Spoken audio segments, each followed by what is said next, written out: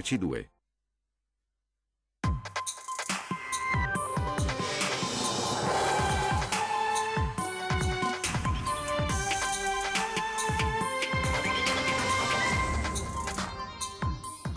Pronto a inasprire nuovamente l'ordinanza se i veneti non utilizzeranno con buon senso la possibilità di uscire di casa per passeggiare o fare sport. Il monito del presidente Zaia: mettere in sicurezza chi va al lavoro.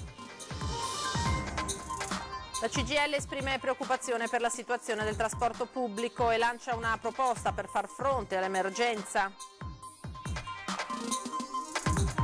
Il focus sulle case di riposo: 345 decessi in Veneto, il 15% degli ospiti sopra gli 80 anni, metà della media nazionale, sottolinea la Regione che ha completato lo screening sul contagio. A Mestre Dolo l'Ulstre ha messo in atto per alcune categorie di pazienti il cosiddetto tampone a chi arriva in auto e resta a bordo mentre gli operatori effettuano rapidamente il controllo. Il turismo ci ha resi pigri, questa emergenza può farci ripartire al meglio ma bisogna volerlo, lo pensa il presidente dell'autorità portuale Pino Musolino. Sono 37 le violazioni al decreto anticontagio coronavirus, di cui 6 a Pasquetta, sanzionate dalla Polizia Locale di Chioggia nell'ultimo mese. Una rubrica interamente dedicata ai bambini e ai loro passatempi nell'epoca della quarantena forzata, tra giochi e compiti. Da oggi potete raccontarlo direttamente con Bimbi in TV.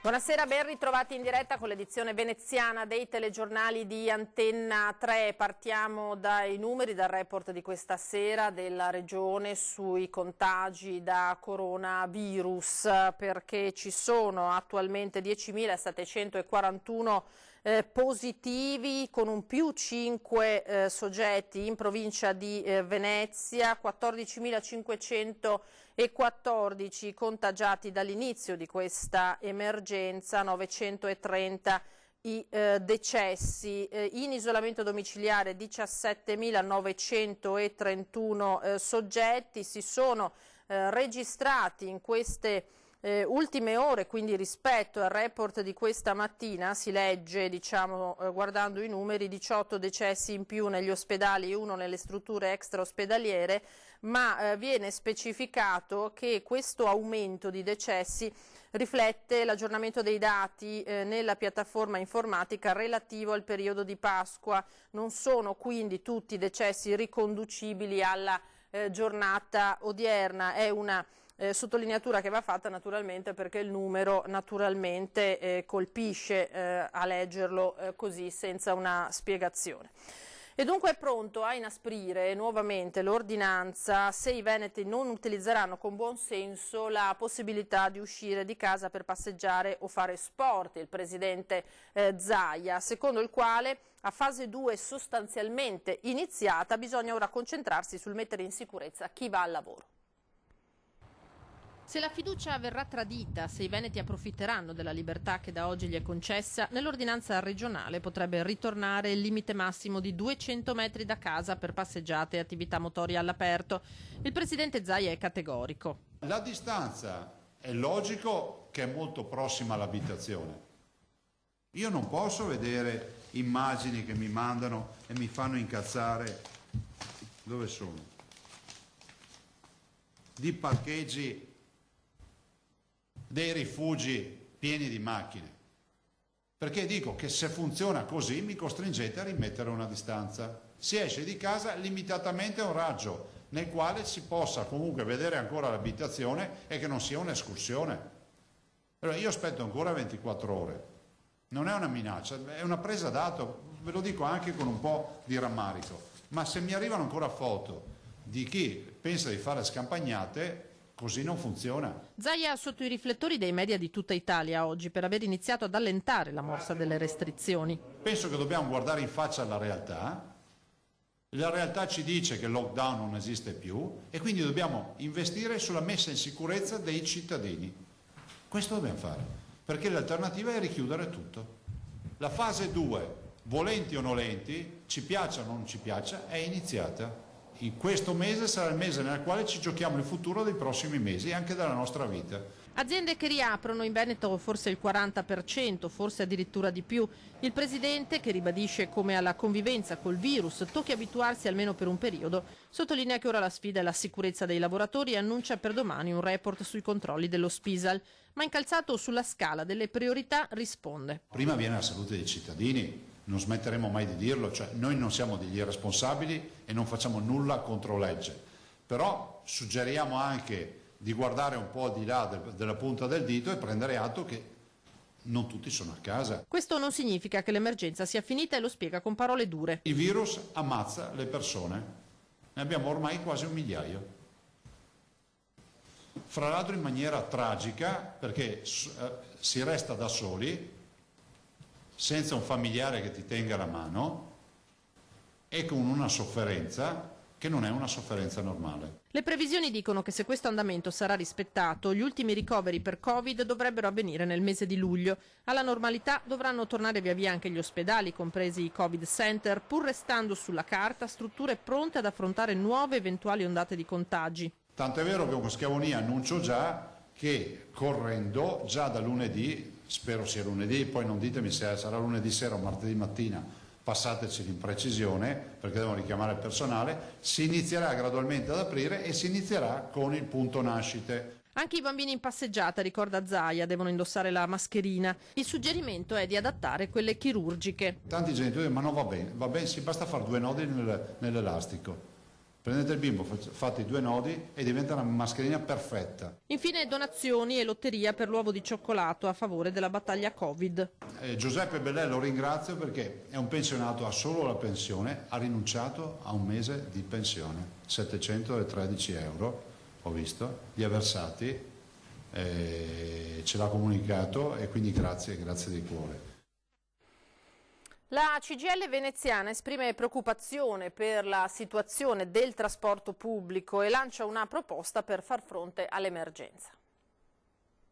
Siamo molto preoccupati per quanto riguarda la situazione dei trasporti a Venezia, in particolare per le dichiarazioni che abbiamo visto sia sulla stampa sia fatte ai tavoli di trattativa dall'amministratore delegato e dagli assessori del Comune di Venezia. Riteniamo che la situazione sia una situazione di emergenza. La CGIL esprime preoccupazioni per il futuro del trasporto pubblico e chiede alle istituzioni di pensare a una cabina di regia. Per noi viene prima la garanzia della mobilità e la sicurezza rispetto alle condizioni economiche dell'azienda e quindi riteniamo ci debba essere una responsabilizzazione dell'amministrazione comunale, della regione e del governo rispetto a quale economia bisogna mettere in campo per garantire questa mobilità e questa sicurezza della città di Venezia.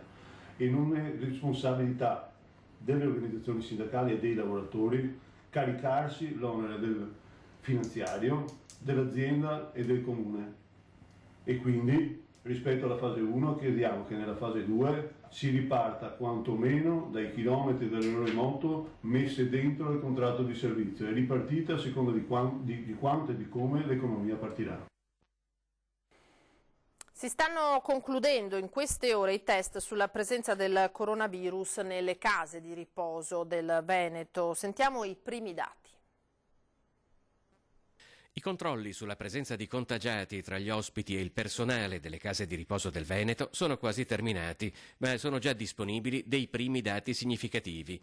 Il principale è che il tasso di mortalità degli ospiti positivi al coronavirus è inferiore della metà rispetto al dato nazionale. Che è pari in Veneto al 15,7%, quando sulla fascia di età 80-89 anni, mentre dal livello nazionale, che era stato pubblicato dal Sole 24 Ore il 13/4 e dall'Istituto Superiore di Sanità, a livello nazionale è pari al 31,3%. Su 370 case di riposo presenti in Veneto ne sono state finora controllate 302. Significa che il dato al momento disponibile si riferisce al 74% delle 33.311 persone ospitate in queste strutture. Sono risultati dagli esami fatti 1.857 di positivi, quindi pari al 6% rispetto appunto ai numeri che oggi abbiamo. Quindi il 6% di questi 24.604, che sono il 74% degli ospiti interi all'interno delle case di riposo, è positivo. Agli esami col tampone sono stati affiancati test rapidi. Se questi ultimi danno esito dubbio o positivo, si passa alla verifica col tampone. Su 30.501 dipendenti delle case di riposo è stata verificata l'eventuale positività a 24.281, il 70%. Sono risultati positivi 920 operatori, quindi pari al 3%. Qui ci sono sia i dipendenti sia i non dipendenti. Cosa vuol dire? Sia quelli, non so, che fanno il servizio, cucina, pulizia, tutti. I controlli giungeranno alla completa copertura delle case di riposo nelle prossime ore, dopodiché saranno estesi a strutture per disabili e strutture della salute mentale.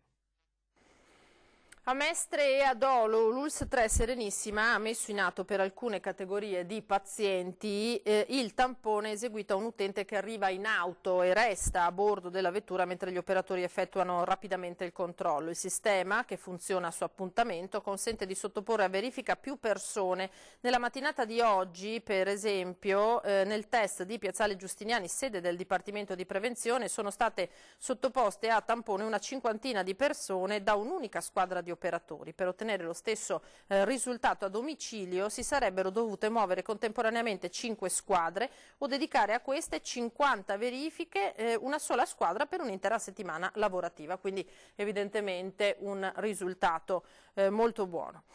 Torniamo all'ordinanza, al suo contenuto, all'ordinanza regionale, perché confidando proprio in quello che dice, in molti stamattina si sono recati agli ecocentri per conferire ramaglie e altri rifiuti, ma li hanno trovati chiusi. Ma non doveva essere aperto? Un macello di cose in macchina, accumulate, speravo di riuscirmene a... Pensava di trovare aperto? Sì, pensavo di trovare aperto. Sì. Perché aveva avuto informazioni in merito? Avevo letto il decreto del Presidente della Regione che era aperto oggi. Avevano detto che si sarebbe potuto portare al CERD. Ma ci hanno detto che era aperto? La nuova ordinanza regionale prevede lo spostamento dei cittadini per andare all'ecocentro e così stamattina i centri di raccolta sono stati presi d'assalto dai molti che volevano conferire ramaglie o altri rifiuti ingombranti accumulati nelle lunghe settimane di isolamento, anche perché in tanti hanno approfittato della permanenza forzata a casa per sistemare giardini e terrazzi, sgomberare garage, effettuare lavori di manutenzione.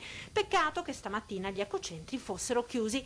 Impossibile, dicono le società, aprire dalla sera alla mattina. Ore febbrili quindi per organizzare le riaperture che avranno modalità diverse a seconda dell'azienda. Savno, gestore dei servizi in 42 comuni trevigiani, aprirà tutti i centri già da domani, potenziando per la prima settimana orari e servizi. Contarina, operativa in 49 comuni della Marca, sta lavorando per aprire il prima possibile. Chiaramente dall'oggi al domani non si può, non è praticamente organizzabile la modalità con cui far fronte all'afflusso, al primo afflusso che c'è. E una cosa sicuramente che posso dire è che i calendari con gli orari e le date, i giorni della settimana per ogni ecocentro di ciascun comune rimangono quelli. Nelle modalità, verranno aperti, verranno comunicate a ciascun comune, ciascun sindaco di questa apertura, chiedendo anche la disponibilità di collaborare nel regolare e anche limitare l'afflusso, perché chiaramente se tutti vanno appena aperto non si può, si creerà una coda, si creerà un afflusso che è, direi, piuttosto contrario alla modalità per cui, al motivo per cui si limita i movimenti, gli spostamenti delle persone. Qui dobbiamo cercare di contenere e limitare. Anche Veritas è al lavoro per riorganizzare l'apertura degli ecocentri, che dovrà avvenire nella massima sicurezza sia per i cittadini che per i lavoratori. Le modalità verranno comunicate nei prossimi giorni.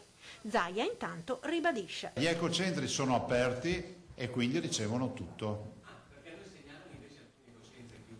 Perché ancora non si sono adeguati, ma nell'ordinanza c'è scritto che gli ecocentri devono ricevere. Intanto li abbiamo fatto per il verde, ma insomma, se uno arriva con una lavatrice vecchia, la porta all'ecocentro, non è che gli dice non è un albero, poi riportatela a casa. Sinergia tra i sindaci delle città capoluogo del Veneto per affrontare l'emergenza coronavirus e condividere iniziative per il rilancio. I primi cittadini Mario Conte di Treviso, Luigi Brugnaro di Venezia, Sergio Giordani di Padova, Federico Sborina di Verona, Francesco Rucco di Vicenza, Jacopo Massaro di Belluno ed Edoardo Gaffeo di Rovigo si sono riuniti in videoconferenza per raccogliere le istanze dei rispettivi territori e impostare una strategia comune per la ripartenza. L'appuntamento in videoconferenza sarà settimanale e servirà in un primo momento per fare il punto sulle misure adottate anche con ordinanze sindacali per arginare il contagio e successivamente per costituire una vera e propria sala operativa per definire strategie trasversali per il dopo coronavirus.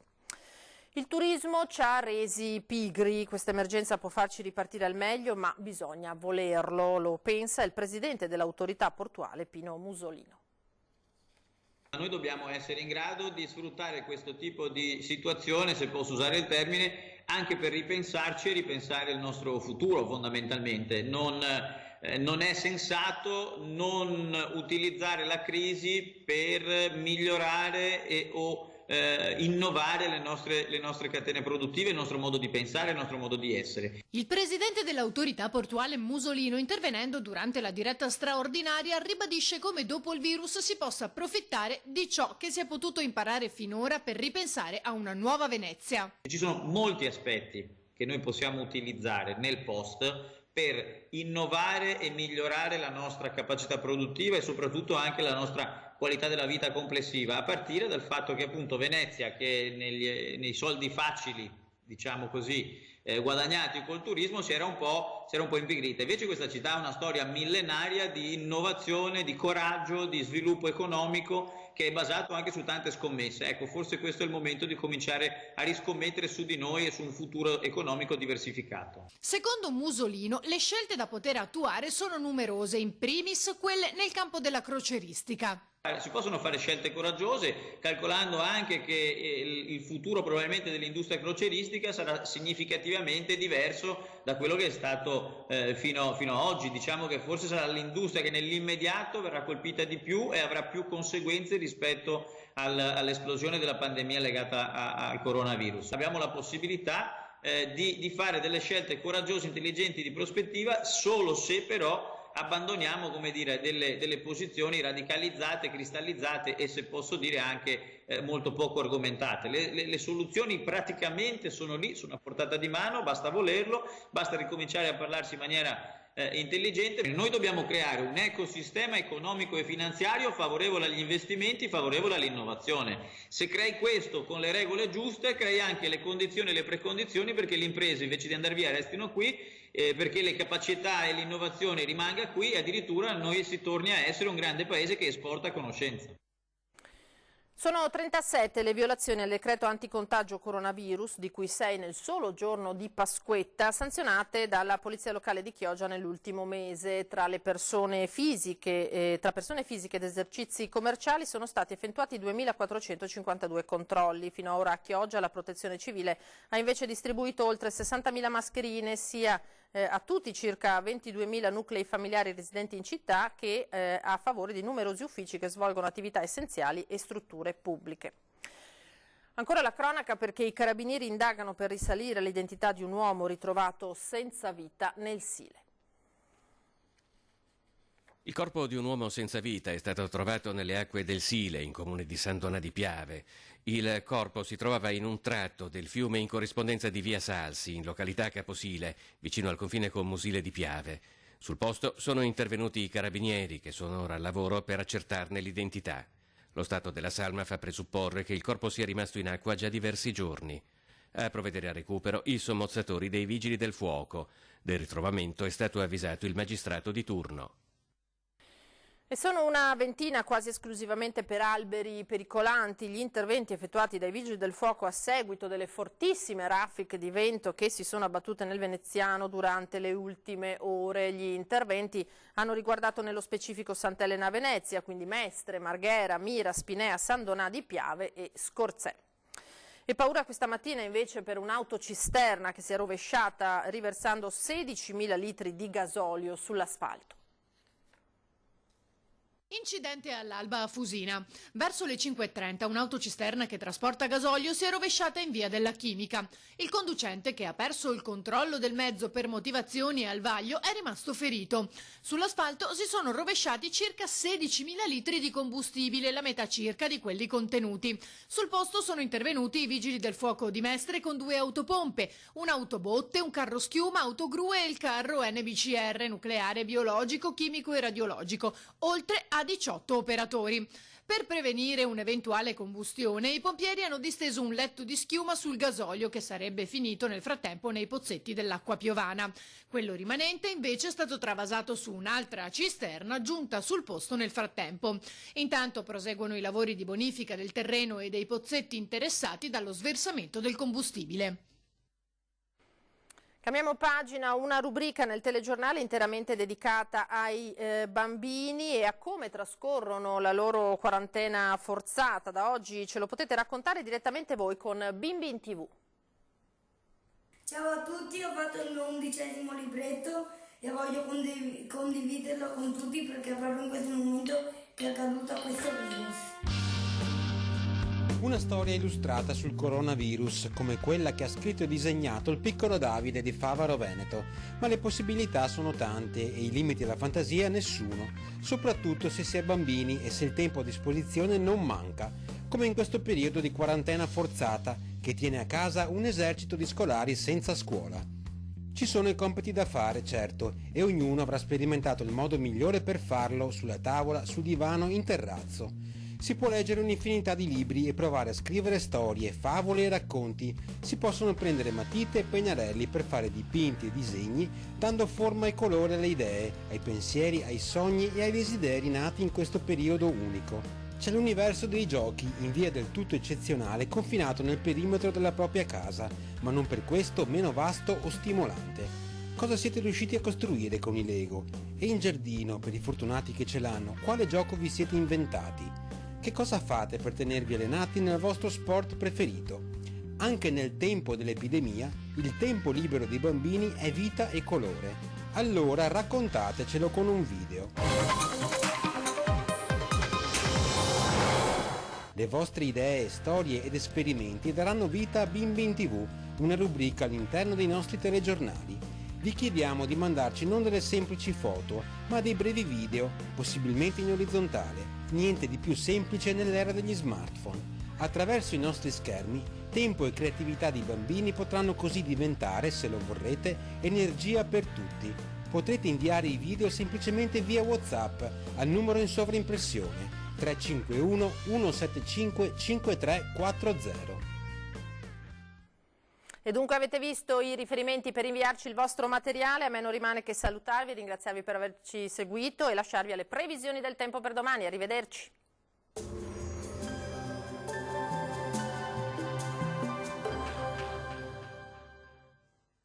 Bentrovati al meteo. Pressione atmosferica in nuovo aumento sulle nostre regioni, sarà una giornata di bel tempo e con clima lievemente più fresco. Il dettaglio di mercoledì 15 aprile. Sul Veneto sarà una splendida giornata con sole, vedete, su tutti i settori della nostra regione. Il cielo sarà sereno o al massimo con poche nubi a carattere sparso. Non sono attese piogge degne di nota. Temperature, come detto, in lieve calo, minime tra 2 e 7 gradi, valori massimi compresi invece tra i 15 e i 17 all'incirca. Ampio soleggiamento anche sul Friuli Venezia Giulia, non sono attese precipitazioni, anche qui il cielo sarà limpido o al massimo con qualche velatura sparsa. Temperature minime tra 1 e 7 gradi, valori massimi invece tra i 14 e i 16. Uno sguardo infine alla situazione del Trentino Alto Adige, bel tempo stabile, anche qui non sono attese piogge. Temperature minime intorno a 1 grado, valori massimi invece fino a 20 gradi all'incirca, dunque clima del tutto gradevole. Dal meteo per ora è tutto, vi auguro un buon proseguimento in compagnia di Antenna 3. Arrivederci.